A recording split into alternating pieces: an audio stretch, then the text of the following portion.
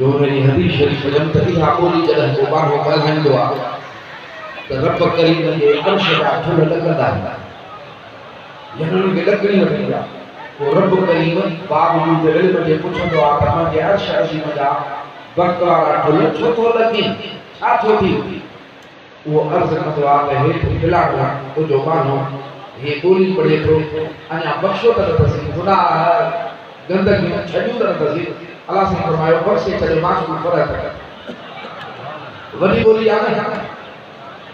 या मुर्शिद कामिल मशरफ वारे फ़कीर पंहिंजनि खे सेखारी हर निमाज़ खां पोइ उहा ॿोली आहे हाणे 5 दफ़ा भेरो ॾे ला इलाहा इल्लल्लाह ला इलाहा इल्लल्लाह ला इलाहा इल्लल्लाह ला इलाहा इल्लल्लाह ला इलाहा इल्लल्लाह मुहम्मद रसूलुल्लाह वरी हिकिड़ो जबरदस्त तरीक़े सां हे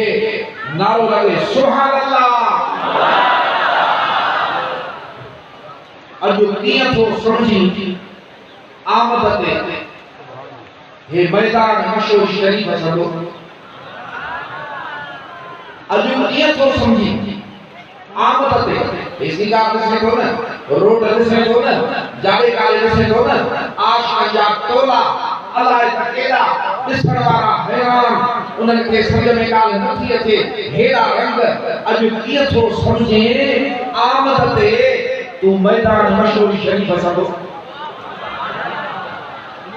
हेड़ियूं ख़ुशियूं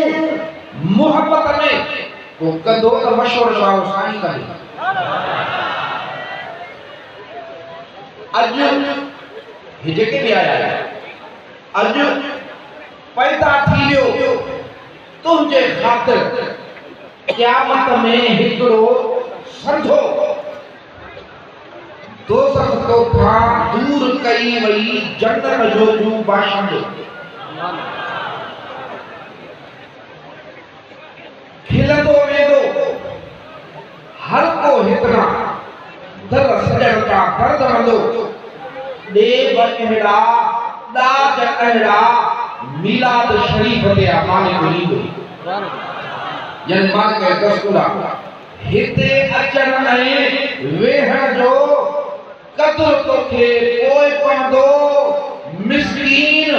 यकीना सुहिणे सजण में त उमेदूं सभु पूरियूं कंदो